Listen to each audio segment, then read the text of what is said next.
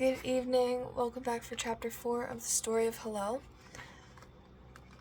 If this is your first time here, you might want to check with the other videos that have been posted, reading the prologue and first 3 chapters. If you want to follow along, feel free to check out my website where the book is posted for free. You could just download the PDF and read along. You could read ahead if you like. It's up to you. I'm just gonna go ahead and get started. So, chapter 4 is titled A City of Idols. I'm gonna try and just make it quick. The guardians stalked around the edge of the fortified city. The walls were tall and thick, but far too weak to defend against the winds of judgment. After receiving his instruction to destroy the city of May, he had informed his fellows of their task. They immediately left the tribe of believers to travel south. May was nestled along the coastline, walled from both land and sea. Through the gates streamed a steady flow of people traveling both to and from the city. Helel knew that tonight all residents of May, all idol worshippers, would be home, as it was the start of one of their many festivals celebrating a false god. He was to find Alvin before nightfall and lead him away from the destruction waiting to happen. While Helel searched for Alvin, the other guardians were to remain outside of the walls, for this was his task, and his task only. He was met with no opposition when he mentioned this to them, and it made him realize just how much trust was placed in him. Not even Skoogie let on a shred of doubt for the space guardian. He smiled at the thought. The glowing sun teetered on the edge of morning and noon, high above their heads. He had half a day to find this man and bring him out of the city, but where to find him was beyond Helel. The only information that had been given to him was a name, and that he was the only one within the city of thousands who had remained faithful all his days. This brought him into the Lord's favor, which is a powerful, powerful thing.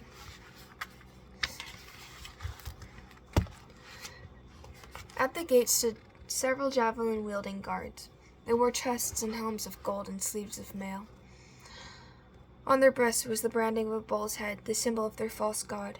Helel almost spun around to drag their souls into space out of rage, but contained himself despite his impulses. Upon stepping past the gate and into the city, he felt sick, just plain awful. All around him wafted the scent of evil. His senses were overwhelmed by the city's bright colors and gold statues. He imagined that those statues were the idols which they worshipped. An idol was stationed at every corner. Around the statues were people of all ages bowing and praying, worshipping those who did not exist. He snarled at the sight. He continued deeper into the bustling port city, blindly searching for the man he was to find. "Excuse me, do you know a man named Alvin?" he asked a woman passing by. She brushed him off and scurried past, seemingly in a rush. Okay. He wandered for several hours, still coming up with nothing. The sun was setting, and towards the center of the city a big chime sounded. The festivities were about to start, and Helel had to be out of there with Alvin long before the event commenced. He started sprinting around bends and seeking in alleys. He even peeked into the well with hopeless hopes that Alvin would, for some reason, be inside. By the time the bell chimed a second time, and the moon was rising, he had already overturned every stone within that city, but still had not found the man. Asking did him nothing, as no one would give him the light of day. "Alvin!" He finally screamed at the top of his lungs in the center of the central square. Hundreds of eyes turned to him, a series of differing emotions held in each pair. Disbelief, offense, curiosity, and more were directed towards the shouting man. "Me?" A boy of about 15 stepped forward, clutching his chest. His hair was mousy and curled into a mop. His clothes were torn like rags and the color of sand. His old, deteriorating belt was fastened tightly at his waist and was adorned with a wooden sword. A knight in training. Or an apprentice, rather. How Helel knew this, he could only explain it as a God-given wisdom. "Feast your eyes upon the makings of a great ruler. He shall be king and rule over this land in years to come. Alvin, son of Harold." The Lord's voice sent shivers down his spine. Helel regarded Alvin, studying the runty boy and judging how he must grow to become nothing short of a king. Despite the questioning thoughts he was having, he nodded and approached him, placing his hand upon the small shoulder. "You are to come with me, if you follow the Lord so." "Yes, I will come," Alvin responded without hesitation. Sheer determination flooded his eyes. "All is well, then. The Lord works in many interesting ways. This was among the countless." Alvin already seemed aware of what was to come, or at least had an inkling of the role he is to one day fulfill. The newly paired duo left behind the central square and skirted around the outskirts of the city, avoiding the forming mobs in the streets as best they could until they finally escaped through the gates. They left just in time because right as they were out of eyesight behind a hill, the gates slammed shut, and the final chime rang. A rush of wickedness pulsed from the city, riling up Helel's elemental. It wanted to fight. They ducked behind a line of trees to find the other guardians waiting. Genesis was up on her feet first, embracing the boy and welcoming him to the group.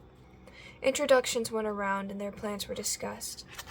"I'll wait with Alvin until it's my turn," Helel offered, not wanting to leave him alone. "Yes, that's a good idea," Genesis nodded. Her hands were noticeably trembling, and he soon noticed that the other guardians were shaking as well. He glanced down at his own long, pale fingers, which were quivering alike. Was it from fear or anticipation? He couldn't differentiate the two. They sat in silence until the moon rose to its full peak. The sound of beating drums floated from the city, and torches were lit upon the town's walls. The pounds grew louder until it was all they could hear. It was time.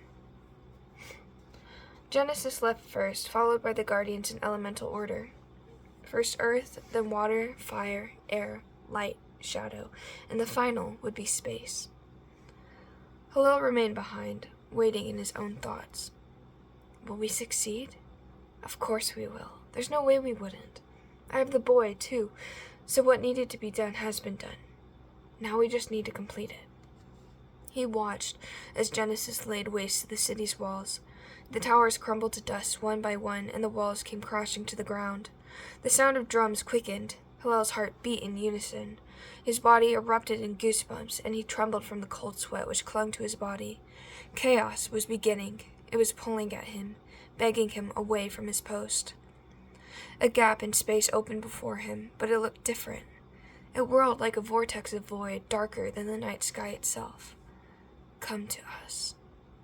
The words were chanted repeatedly, crying out for him, coaxing Helel to escape into his own realm, far away from where anyone's voice could reach him.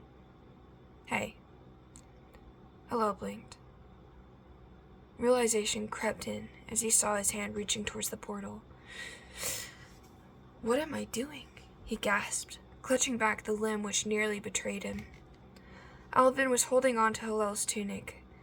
A grave expression dawned his subtle facial features. It's your turn. Don't run away from your obligations, he ordered. In a normal circumstance, Helel would have taken offense at the condescending tone that was being thrown towards him, but it saved him from taking a path which would trap him in darkness forever. Right, he stood, brushing away leaves and dirt which refused to release themselves from his garments. The guardian stalked towards the burning city, his feet dragging. The heat from Vlam's flames could be felt, even from where he stood, a mile off from the billowing smoke and hissing steam. This time, a gap opened before him on his own command, and he stepped inside.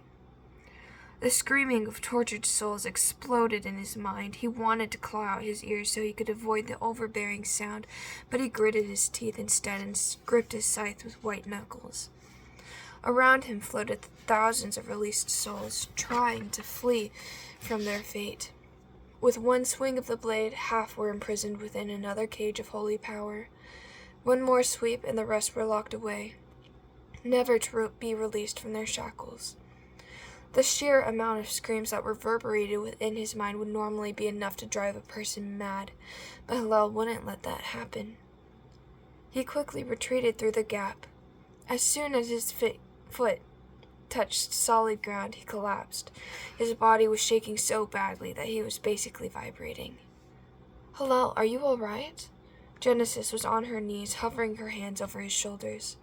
He couldn't muster an answer because his teeth were chattering too much. The other guardians were swarming him now, offering questions of concern or words of encouragement. Alvin stood aside, looking at him with a blank stare from a distance. He swallowed, his mouth and throat drier than a desert. Fine. I don't think you are, Vaughn frowned, crossing his bulging arms. No, I am. Helel made a pathetic attempt at standing. He could summon only a meager drop of strength.